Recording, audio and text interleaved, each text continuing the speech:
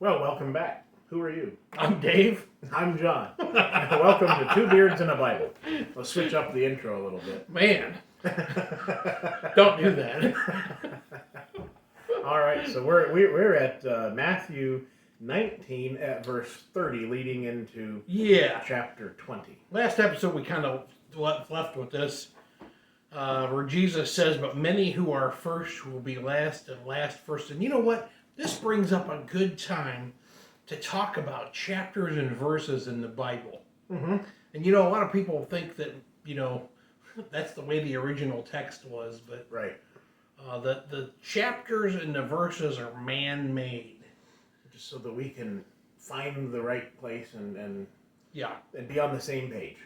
Yeah, so this is a good example where, like, actually, verse 30 in chapter 19 is talking about what he's going to say in chapter 20. Mm-hmm. So it's kind of actually would go better in chapter 20, but Right.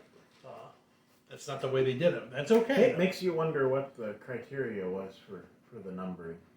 I don't know. You know, after probably after a couple of months of putting the numbers in, they were just like, that's good enough. Right. You know. Certainly, I had an uncle who, this was back in the 80s, like he decided that he was going to find the middle verse of every chapter in the Bible. Oh. And this, like today, you could do this pretty easy with a computer. Right. Now, he did this with like a notepad and the Bible. It took him like years. But did you count the spaces, the letters? No, he would just go to he'd go to chapter 20, has 34 verses. So 18 and 19 are through the middle verses. So he would type those out. So did he have a special decoder ring that would tell him what the? Yeah, between him and my dad were both in all this like numerology weird stuff. Okay, yeah. So they thought there was some significance to like verse numbers and different stuff, and there's not. Right. Right. They're not inspired. Right. So verse 30 says, "But many who are first will be last, and the last first." And of course, you might wonder, what is he talking about there? So 20 explains it. So I'm going to read the first 7. Okay. And you read 8 through 16. Okay. "For the kingdom of heaven is like a landowner who went out early in the morning to hire laborers for his vineyard. Now when he had agreed with the laborers for a denarius a day, he sent them into his vineyard. And he went out about the 3rd hour, which was about 9 a.m. And he saw others standing idle in the marketplace and said to them, 'You also go to the vineyard, and whatever is right I will give you.' So he went again out at the 6th and the 9th hour, which is 12 noon and 3 p.m. our time, and did likewise. And about the 11th hour, which would be 5 p.m., he went out and found others standing idle and said to them, 'Why have you been standing here idle all day?' They said to him, 'Because no one has hired us.' And he said to them, 'You also go into the vineyard, and whatever is right you will receive.' So when evening had come, the owner of the vineyard said to his steward, 'Call the laborers and give them their wages, beginning with the last to the first.' And when those came who were hired about the 11th hour, they each received a denarius. But when the first came, they supposed that they would receive more, and they likewise received each a denarius. And when they had received it, they complained against the landowner, saying, 'These last men have worked only 1 hour, and you made them equal to us, who have borne the burden and the heat of the day.' But he answered one of them and said, 'Friend, I am doing you no wrong. Did you not agree with me for a denarius? Take what is yours and go your way. I wish to give this last man the same as to you. Is it not lawful for me to do what I wish with my own things? Or is your eye evil because I am good?' So the last will be first, and the first last. For many are called, but few chosen." Okay. So this is the parable of the workers in the vineyard, a well-known parable. And I guess there's a lot of different applications we could make out of here. But the one thing that I like in verse 2, he says he agreed with the laborers for a denarius a day. Mm-hmm. And that's important. Because they made a deal with them. Yeah. And they were okay with that. Right. So at the end of the day, they should have still been okay with that. Right. Right? If you made an agreement and it speaks to the covetousness and the greed, I suppose, that goes on among men. yeah, absolutely. So he goes out and he finds other people, so as the day goes along, the people that keep getting hired are working less and less. Mm-hmm. Right? So and that's I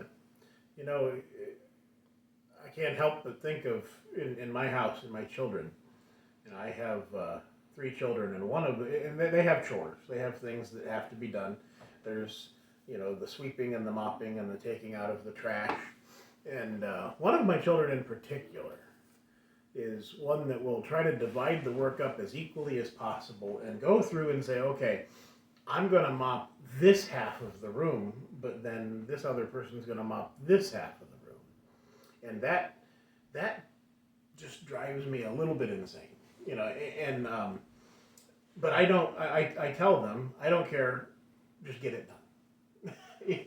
But there's that idea that with mankind that there has to be this fairness and this equality, across every aspect of life. And that's just simply not the case. Yeah. And I think back to the time when I worked for a man, and I was making above minimum wage at the time, and then minimum wage went up. And when minimum wage went up, I was now making under minimum wage. yeah, And so I went and asked the guy, so am I going to get the same percentage above minimum wage as I was before? And he said, no, you don't get any kind of raise. And so I said, okay, I'm leaving. But there was sounds like you were working for a farmer. right. No, but I never, I didn't hold it against him. I still don't. Yeah. It's his money, it's his business, and he chose to do what he wanted. Yeah. And I was able to, make my own choice. Yeah. And so just as this person here, made a deal that they're going to do such and such a work for such and such a reward, that is, Yeah. where is your bond, so to speak? I used to do a lot of construction work for other people, and my uncle and my cousin and I all had a business together, and we did this for a long time. And there were jobs. I can tell you, we built this barn one time, and so we quoted the barn. I don't remember let's say it was $10,000 to build this barn, and it had to be inspected and everything. It was in a place that had zoning, and we start drilling the holes, and we get about 2 feet down, and we're hitting solid rock. Well, we did everything we could. We couldn't get. There was like 6 of the holes in this barn. You couldn't get the holes drilled because the holes had to be for where we're at. They had to be, I believe they were 18-inch holes. And they had to be like 42 inches deep. And our holes were like 18 inches, but 20 inches deep. Yeah. Well, we ended up having to get a backhoe over there. Yeah. And we lost days of work getting these holes dug. Mm-hmm. We ate that. Yeah. Because we agreed on the price already. You couldn't go back to the guy and say, oh, things aren't working out. So, Right. So they just, when we make a deal, we got to stick with it. Right. And then, the other lesson I think I see there is just mind your own business. Yeah. If your neighbor has the same job as you and he makes a little bit more money, well then go work harder and perhaps you'll make money. Yeah. More money someday. If that's something you need. Yeah. It's the whole idea of, just keep your eyes on your own path.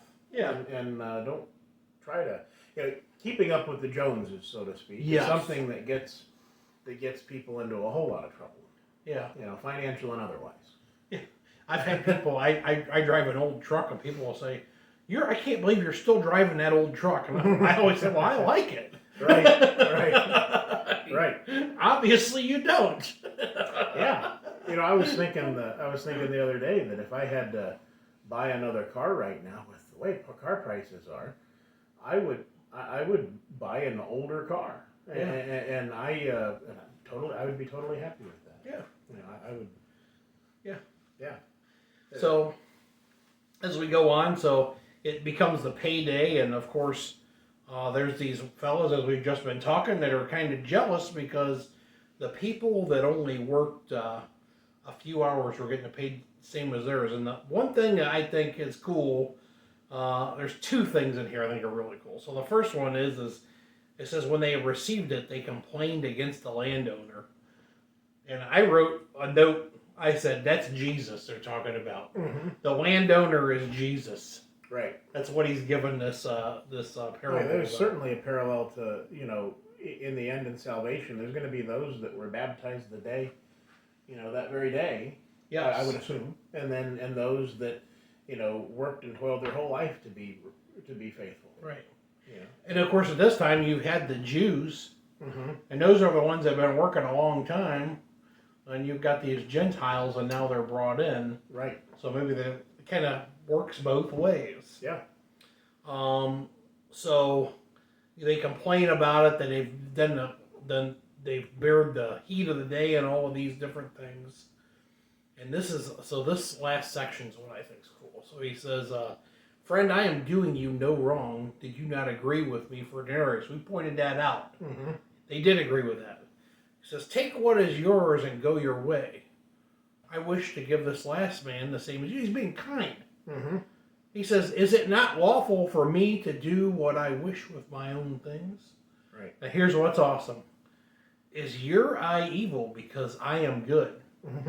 Now what about, I believe an episode back, where we talked about the rich young ruler. Mm-hmm. And the rich young ruler, Jesus, he says to Jesus, he goes, what good thing, he says, good teacher, what good thing shall I do that I may have inherit eternal life? And Jesus says, why do you call me good? No one is good but one, that is God. Now Jesus, in this parable, as the landlord, he says, I am good. Mm-hmm. Right. And I think that focuses this, and when you look at all of this in its context, because all of these, that parable of the rich young ruler is all part of the same narrative. Yeah. It kind of tells you that this is God, this is Jesus, who's the landowner. Right. And that you've heard people say that they give somebody the evil eye. Yeah, I think that's an Italian thing. Comes to mind, you Yeah. see someone getting something that you don't have, and you're like, that sort of comes to mind. Maybe that's where that came from.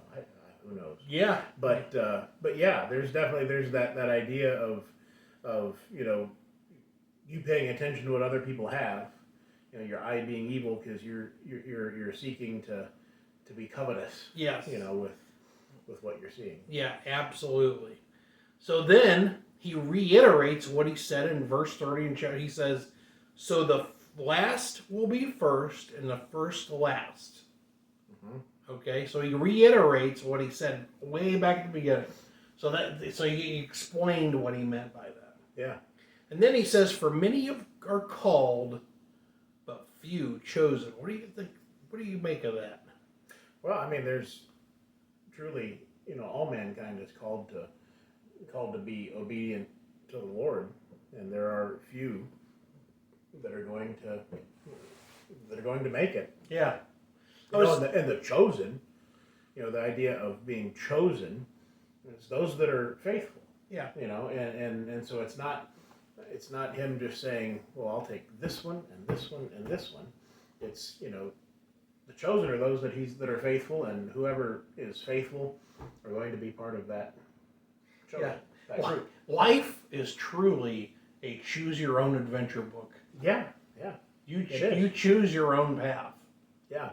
And that that lesson, courses through all of these things that we're reading, thinking back to the whole idea of marriage again, choose wisely. Yes, absolutely. Speaking of the rich young ruler, you have a lot of things. Choose wisely what you do with those. Yes. Choose. You can use that lesson over and over and over again in all aspects of life.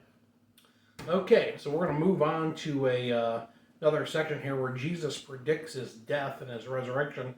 This is the third time that he's done this. He did it in chapter 16 and chapter 17 as well. I'll read those couple of verses. He says, "Now Jesus was going up to Jerusalem." They're always going up to Jerusalem. Why is that? It must be uphill both ways. It is. It is a city set on a hill. Right. So Right. they always go up to Jerusalem. Now Jesus, going up to Jerusalem, took the 12 disciples aside on the road and said to them, "Behold, we are going up to Jerusalem, and the Son of Man will be betrayed to the chief priests and to the scribes. And they will condemn him to death and deliver him to the Gentiles to mock and to scourge and to crucify. And the third day he will rise again." So this is the third time Jesus has said this. This is what ought to hit home. Mm-hmm. Is Jesus not only knew he was going to die, but he knew exactly how the whole thing was going to roll out. Right. Every bit of it. Yeah. He talks about that, that the chief priests and the scribes are going to condemn him, and they do that. They take him before the Sanhedrin. They condemn him, and then they deliver him to the Romans, the Gentiles. Mm-hmm. And of course, if you read about that whole story, the Romans mocked him. They put on a crown of thorns and a purple robe on him. Yeah. And they scourged him. Roman law, they had to do that. So in Roman law, any capital punishment that was going to be handed out, whoever the person was, the quote unquote, I hate to use the word guilty, but that's the guilty party was scourged first. Yeah. And if you think about it, in some ways this sounds horrible, but in some ways the scourging may have been a blessing, because it would help you die faster. Yeah. The loss of blood. The loss of blood and just the beating and all of that stuff. Yeah. Would get you in a bad state before they crucified you. Right. And crucifixion is gotta be the worst way you could be killed. There can't really be any other way that's worse than that. Right. Just as we know that in more recent times the Nazis studied how to kill people in an efficient way. They were all about. I mean, a concentration camp was not pleasant. No. In any way. So those people suffered, of course. But here we have the Romans. They kind of made it their study to figure out how to kill someone slowly with the most pain possible. And that was crucifixion. Yeah. That's what they came up with. Yeah. Yeah, I guess, if people could live on the cross for days. Yeah. Especially if they weren't scourged properly. Mm-hmm. And just horrible way to die. Right. So, but Jesus, knowing all of these things, still continued on. Mm-hmm. I mean, it's just, I think about it, it's like, you want to say, God, wasn't there some other way? Right. Why did it have to be this way? Right. But yeah, and that's one of those things that, that's God's end of the stick, so to speak. Yeah. And it really should be something that sticks in each of our minds. I mean, we're told as Christians on the first day of the week to come together to remember that death, and that's something that should snap our minds into a serious state when we do that, because it was such a horrific scene, and totally to a person who totally didn't deserve it. Yeah, it's it just blows me away to think about him knowing this, but then continuing on. He knows this is how it's going to die, and I guess think about. I don't want to whittle on God's end of the stick, but think about this. So, in order for us to have a God, the God would have to be perfect, right? We couldn't call a God unless he was absolutely perfect, because otherwise he's just like everybody else. Right. Jesus is that God.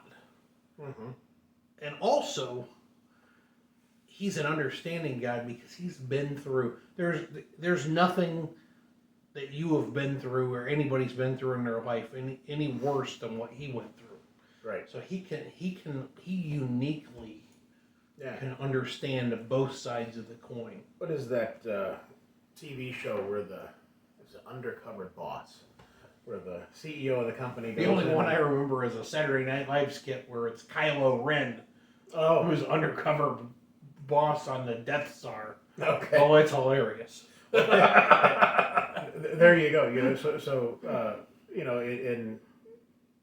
God did it first. Yes. Absolutely. He figured out that how to come down and be understanding of our plight. Yeah. Of the creation that he made. Not that he couldn't have understood otherwise. Right. Because he's God. But as an example to us that life can be lived by God in a perfect way, and this is the person whom you should follow. I mean, it's not that God couldn't understand it, but we couldn't otherwise understand that he could understand it. Right. I mean, how many? It's that same unfairness doctrine, I suppose. You can just imagine that mankind would be like, well, God doesn't understand. He doesn't know what it's like to live my life. Right. That would be the thing and God, knowing his creation, just nipped that right in the bud. Yeah, he knows. He knows everything there is about it. Yeah. So, John, I think we have about 6 minutes left, and maybe we can get through this next section here. So it's can you read 20 through 28? 8 verses. Alrighty. Then the mother of Zebedee's sons came to him with her sons, kneeling down and asking something from him. And he said to her, "What do you wish?" She said to him, "Grant that these 2 sons of mine may sit, one on your right hand and the other on the left, in your kingdom." But Jesus answered and said, "You do not know what you ask. Are you able to drink the cup that I am about to drink, and be baptized with the baptism that I am baptized with?" They said to him, "We are able." So he said to them, "You will indeed drink my cup and be baptized with the baptism that I am baptized with. But to sit on my right hand and on my left is not mine to give, but it is for those to whom it is prepared by my Father." And when the 10 heard it, they were greatly displeased with the 2 brothers. But Jesus called them to himself and said, "You know that the rulers of the Gentiles lord it over them, and those who are great exercise authority over them. Yet it shall not be so among you. But whoever desires to become great among you, let him be your servant. And whoever desires to be first among you, let him be your slave. Just as the Son of Man did not come to be served, but to serve, and to give his life in a ransom for many." Okay. Trivia question. Uh-oh. What was the mother of Zebedee's son's name?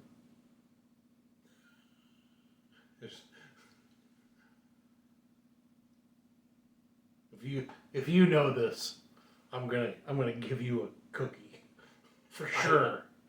I'm looking at you. It's Salome. Okay. That's in Mark 15:40. Very good. You remember that? That just No, I did. I discovered it and I wrote it down because I never knew that. Nice. That's a good one. So So she goes to Jesus and asks him this question about her son sitting on his right and his left hand. Do you think her son's put her up to this? Yeah, maybe. I mean, it was always that rivalry. Yeah, absolutely. Yeah, Competitiveness. I don't think she did this on her own accord, because obviously they were there with her. Mm-hmm. Because Jesus says to them, so we're talking about John and James, he says, "You do not know what you ask." Right. You got no idea what you're talking about. He says, "Are you able to drink the cup that I am about to drink and be baptized with the baptism that I am baptized with?" Now, that is all. This is a good example of the difference between figurative and literal language. Mm-hmm. So when he talks about drinking the cup and the baptism, that's all figurative. Yeah. In this passage. And it's interesting that as we just read just a little bit before, speaking of the things that were going to happen to him, the scourging and the Yes. That's part of that cup. Yes. And and so again, yeah, they don't know what you're asking. Yeah. Yeah, when he talks about drinking the cup, he's just talking about the things that are going to happen. Yeah. The judgments, all these different things that they're going to experience. Yeah, and they're gonna experience those things and have the troubles on earth just as Christ did. Yep. Yeah. And in the baptism that he's talking about here, he'd be baptized with the baptism I am baptized with. That's the idea of being overwhelmed with this thing. So that's a good idea about figurative language. Now,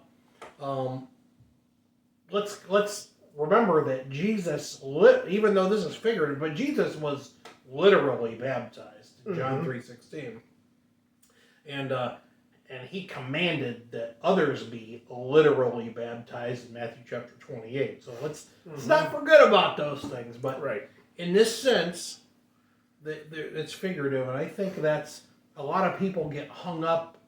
I think there's a lot of religious error taught because they don't recognize that the language is used literally and figuratively, and you have to be able to know how to tell the difference. Right. Yeah, and I was just thinking about that. How do you tell the difference between literal and figurative language? And it really depends on the context. Yes.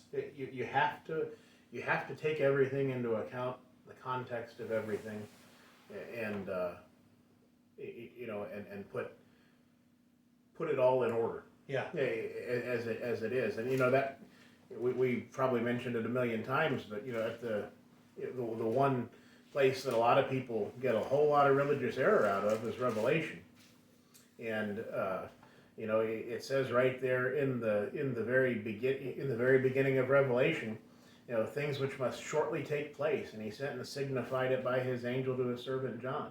That things that must shortly take place. And so when you read all of these things, it's signified. There's a lot of language in Revelation that is meaningful to the people that the letter was written to, but we can't draw any direct meaning out of it for our. Now there are things in, of course, as I think you pointed out last time I mentioned this, there are things in Revelation, for instance, being faithful until death in Revelation 2:10. Yeah. Which absolutely